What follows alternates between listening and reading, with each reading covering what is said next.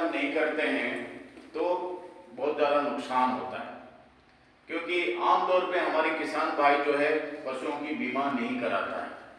तो बीमा करने से क्या होता है, आपकी भुगतान हो सकता है। कोई पशु मर गया, कोई गाय मर गया, 20 किलो वाली 10 किलो वाली कोई गाय मर गया, उसका भुगतान हो जाता है। लेकिन आमतौर में हमारी जो किसान भाई है वो लापरवाही कर जाता है, पशुओं की बीमा नहीं कराता है। अगर 50,000 का गाय है, साल में अगर 1,000 रुपया 1,200 रुपया दे के आपने बीमा करा लिया तो कितनी अच्छी बात है। कम से कम गाय अगर मर जाए किसी बीमारी की वजह से, आपको भुगतान हो जाएगा, नहीं तो ऐसे आपका लॉस हो जाएगा 50,000 रुपया, ठीक है ना। सो बीमारी की प्रबंधन बहुत जरूरी है। बीमारी को कहते हैं ना कि prevention is better than cure. बीमारी को इलाज करने से अच्छा है कि उसको रोक लो, आने से पहले उसकी रोकथाम कर लो, कैसे भी करो आप। तो उसका क्या क्या तरीके हैं मैं बताऊंगा। बीमारी आप लोगों को सबको मालूम है कि बीमारी बैक्टीरिया की वजह से होता है, जिसको हम जीवाणु कहते हैं हिंदी में, भूताणु की वजह से होता है जिसको हम वायरस कहते हैं, और फंगस की वजह से भी बीमारी होता है, प्रोटोजोआ की वजह से भी बीमारी होता है। प्रोटोजोआ मतलब ब्लड प्रोटोजोआन डिजीज, जो मलेरिया जैसी बीमारी जो गायों में होता है, थैलेरिया, बेबिसिया, अनाप्लाज्मा एंड ट्रिपानोसोमा, ब्लड को अटैक करता है। दूसरी चीज है कुर्मी वाली बीमारी, कुर्मी, पेट की कुर्मी हो जाता है। हम जो इंटेस्टाइन है, स्टोमक है, लीवर है, उसमें कुर्मी भी बहुत सारे आ जाते हैं, सेप्टा कुर्मी, गोल कुर्मी, आस्कैरियासिस, और क्या नाम है उसको बोलते हैं फीता कुर्मी, जिसको टेपवर्म बोलते हैं। सो बहुत सारे कुर्मी वाली बीमारी, आम्फीस्टोम्स है, फैसियोला है, जो लीवर को पूरा खा जाते हैं, ठीक है ना। सो बीमारी की प्रबंधन हम कैसे करें, क्योंकि बीमारी से बहुत ज़्यादा पैसा भी खर्च होता है, पशुपालन की व्यवसाय, किसान भी परेशान होता है। और भी दूसरी बीमारी है, प्रजनन से संबंधित बीमारी है। ऐसे आम तौर पे जो स्वास्थ्य संबंधित भी बीमारी है, गाय दूध देती है, उसमें भी दुनिया भर की बीमारी है। थनैला बीमारी हो गया, गाय दूध कम कर दिया, थन में सूजन आ गया, लाल पड़ गया, वो उस बीमारी के बारे में बाद में हम बात करेंगे। मेन चीज है जो बीमारी जो होता है, बैक्टीरिया, वायरस, फंगस और प्रोटोजोआ की वजह से बीमारी होता है।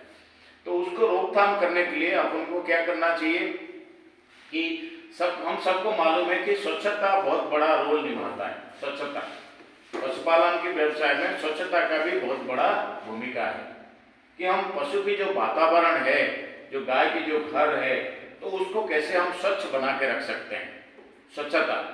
स्वच्छता मतलब गाय का गोबर हट जाना चाहिए, गाय की नाली जो है, जो नाली होता है उसको भी साफ हो जाना चाहिए, जो भी आवर्जना है दूर करके उसको फेंकना चाहिए या खड्डा करके दबा देना चाहिए ताकि मक्खी मच्छर कम से कम हो।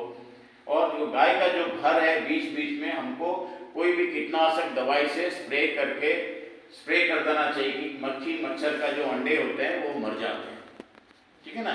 क्योंकि ब्लड प्रोटोजोन पैरासाइट किसी वजह से होता है, मक्खी की वजह से होता है, मच्छर की वजह से होता है, और चेचड़ की वजह से होता है, टिक्स है कि नहीं है। तो ये सब इनके अंडे जो होते हैं वो दीवारों में चिपके हुए रहते हैं, दीवारों में कहीं फंसा हुआ जगह है, कहीं छुपी हुई जगह है, वहां पे रहते हैं। तो जब उनको अच्छी मौका मिल जाता है, आ जाते हैं चल के और गाय के शरीर में फैल जाते हैं, ठीक है ना। और जब काटते हैं तो बीमारी होता है, ब्लड प्रोटोजोन डिजीज हो गया, मच्छर काट लिया कुछ बीमारी हो गया, मक्खी काट लिया कुछ बेबिसिया हो गया, मच्छर काट लिया अनाप्लाज्मा हो गया, चेचड़ काट लिया थैलेरियोसिस बीमारी हो गया। ये बीमारी काफी खतरनाक है। सो इसलिए इस बीमारी को रोकने के लिए, ब्लड प्रोटोजोन डिजीज को रोकने के लिए मच्छर मक्खी का, चेचड़ का रोकथाम करना पड़ेगा। अब गाय को पुरुष मारते हैं लोग, गाय को रेगुलर नहलाते हैं, कभी कभी पुरुष मारते हैं, ग्रूमिंग करते हैं, इसको बोलते हैं ग्रूमिंग। आजकल ऑटोमेटिक ग्रूमिंग मशीन भी आ गया है, वहां पे बांध दो और गाय जाके अपने को रगड़वाएगा, ठीक है ना। तो उसको आराम भी लगता है और क्यूटेनियस सर्कुलेशन भी अच्छा हो जाता है, ब्लड सर्कुलेशन अच्छा होता है जब इसकी रगड़ाई होती है या नहलाया जाता है, ठीक है, पशु को भी अच्छा महसूस होता है। तो ये हो गया ब्लड प्रोटोजोन डिजीज। दूसरी बात है जैसे गला घोट होता है, लंगड़ा बुखार होता है ना, ब्रुसेलोसिस होता है, ट्यूबरकुलोसिस होता है, जोन्स डिजीज होता है, लेप्टोस्पायरोसिस होता है, बहुत सारे बीमारी है कि नहीं। सारे बीमारी जितने भी बैक्टीरिया वायरस होते हैं ज़्यादातर क्या है, ये मिट्टी में छुपे हुए रहते हैं। कहाँ पर? मिट्टी में। गाय की जो बाड़ा है गोबर के साथ हो, चाहे मिट्टी में हो या खेत में हो, कहीं भी रहते हैं ये लोग। बैक्टीरिया सब जगह पे है, लेकिन हर बैक्टीरिया कोई बीमारी नहीं करता है। 99% बैक्टीरिया जो है शरीर के लिए हितकारी है, जमीन के लिए हितकारी है, पेड़ पौधे के लिए हितकारी है। 99% है कि नहीं? उससे भी ज़्यादा है। थोड़े कुछ बैक्टीरिया होते हैं कुछ बीमारी कर लेते हैं। जैसे कोविड वायरस आ गया तो लोग सब डर गए वायरस की वजह से, क्योंकि हमारे अंदर इम्यूनिटी कम था, इसलिए अटैक किया वायरस ने। समझ में आ रही नहीं आ रही? सो ये बीमारी को रोकने के लिए, HSBQ FMD को रोकने के लिए उसके लिए टीका आता है। आप टीकाकरण कर दिया करो। बारिश की सीजन से पहले टीकाकरण कर। मार्च अप्रैल का महीना होता है या फरवरी मार्च का महीना आ गया, हमने 3 वैक्सीन का एक टीका आता है ट्रायोवैक। IIL का आता है, इंडियन इम्यूनोलॉजी कंपनी का ट्रायोवैक टीका आता है। उसमें 3 ml इंट्रामस्कुलर लगा दो, या जो इंडिकेशन है लेबल में लिखा हुआ है आप उसको लगा दो, वैक्सीनेशन हो गया। आपकी 50,000 का गाय है, लाख रुपए का गाय, तो बचाव तो हो गया ना तीनों बीमारी के लिए। आप टीका नहीं लगाओगे गाय को कभी बीमारी हो जाएगा, है कि नहीं है? स्वच्छता की कोई गारंटी है नहीं, है कि नहीं? जो स्वच्छता की बात हमने कहा उसकी कोई गारंटी है नहीं। पता लगा गोबर नहीं उठाते हो, गोबर उठा के इधर आजू बाजू डाल देते हो, है कि नहीं है? तो उसकी वजह से क्या होता है, फिर बीमारी फैलता है। तो स्वच्छता को तो करना ही करना है, वैक्सीनेशन करना ही करना है, डिसइंफेक्शन करना है आपको। एक तो बताया मच्छर मक्खी के लिए डिसइंफेक्शन, दूसरी डिसइंफेक्शन मतलब बैक्टीरिया को कैसे हम नष्ट करेंगे या उसको कैसे दमन करेंगे। तो जो HSBQ बैक्टीरिया जमीन में होता है उसको दमन करने के लिए क्या करना है आपको? सोडा और चूना। सोडा होता है जो धोने वाली चूड़ा होता है, सोडा होता है धोने वाला, सोडियम कार्बोनेट, ठीक है? धोने वाले जो सोडा होता है उसको 1 किलो ले लो और 4 किलो ले लो चूना, जो कली चूना होता है, कैल्शियम ऑक्साइड, उसको केमिकल नाम है कैल्शियम ऑक्साइड। जो चूना हम लोग खाते हैं या छिड़कते हैं या लगाते हैं दीवार में, सो चूना ले लो 4 किलो, सोडा ले लो 1 किलो, धोने वाला सोडा, ठीक है? मिक्स करके बीच बीच में आप गायों की बाड़ा में छिड़कते जाओ। उससे पुताई भी कर लो, चूना से पानी का जो टंकी है उसकी पुताई भी कर लो। तो उससे क्या हो जाता है, ये एंटीवायरल और एंटीबैक्टीरियल हो जाए, बैक्टीरिया को भी मारेगा और वायरस को भी मारेगा, है कि नहीं? सो कभी भी जैसे HF गाय में क्या होता है, खूर की बीमारी ज्यादा होता है। HF गाय खूर की, यहाँ पे जख्म हो जाता है, पीछे भी जख्म हो जाता है, घाव पड़ जाता है, कभी कीड़े पड़ जाते हैं। तो उसके लिए आपको क्या करना है, कॉपर सल्फेट बाजार में मिलता है, कॉपर सल्फेट। तो आपको क्या करना है, जस्ट आप 6 इंच गहरा एक टंकी बना लो, 6 इंच गहरा एक टंकी बना लो। जो टंकी में क्या करो, 4% कॉपर सल्फेट सोल्यूशन लगा लो।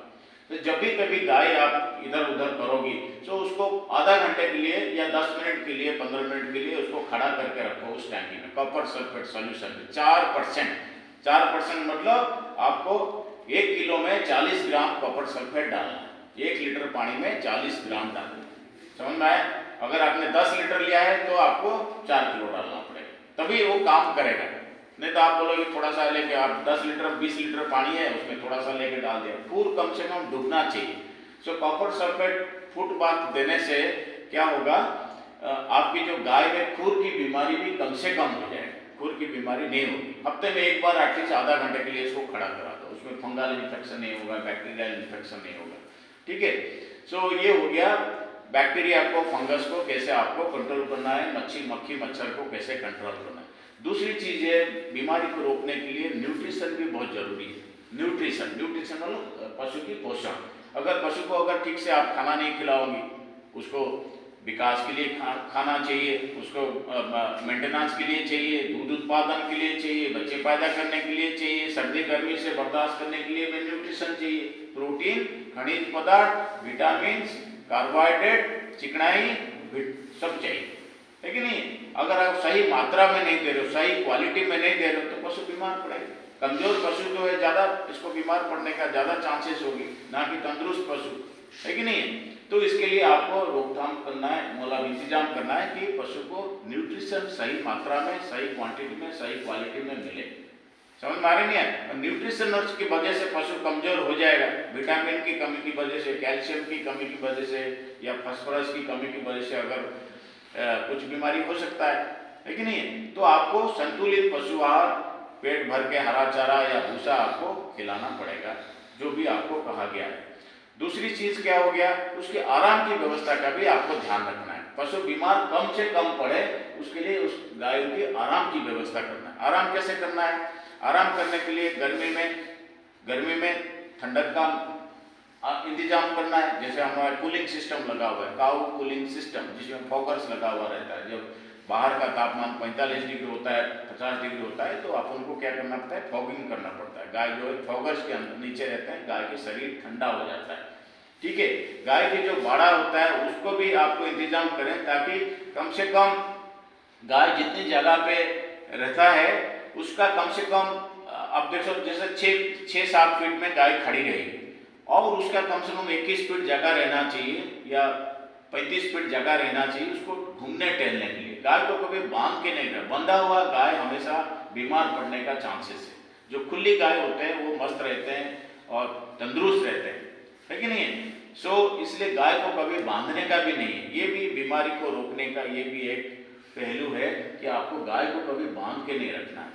समझ में आया? आमतौर पे किसान क्या करते हैं, गाय को 24 घंटा एक ही खूंटा में बांध के रख लेता है, और उसी जो खुडरी होता है या नाद होता है उसी में बस उसी में खाना खिलाता रहता है। उसमें भी फंगस ग्रो करता है, बैक्टीरिया ग्रो करता है, उसको भी कभी साफ भी नहीं करता है।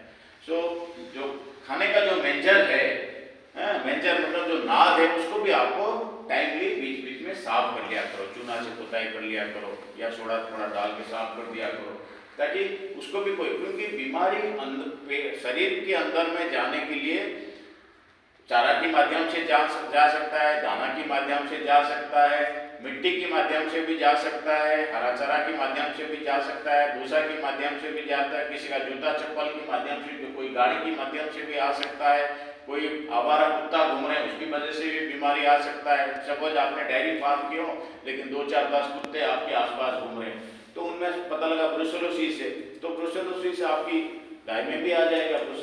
ब्रुसेलोसिस बड़ा खतरनाक बीमारी, उसके लिए भी टीकाकरण होता है। 4 महीने का जो बच्चा होता है उसको आप टीका लगा सकते हैं, कोई भी टीका, ब्रूवैक्स टीका आता है, RP51 करके टीका आता है, उसको आप टीका लगा सकते हो। इस तरह आप लोग इंतजाम करना है। काउ कंफर्ट के ऊपर ध्यान रखना है, गाय के आराम के ऊपर ध्यान रखना है, मच्छर को कंट्रोल करना है, बैक्टीरिया वायरस को कंट्रोल करने है, नियमित रूप से सोडा चूना का छिड़काव करना चाहिए। इवन ब्लीचिंग पाउडर भी आप छिड़काव बीच बीच में करना चाहिए। पानी टांकी को भी साफ सुथरा रखना चाहिए, क्योंकि आपको बचाव करना है। इसमें कोई ज़्यादा खर्चा नहीं होता है।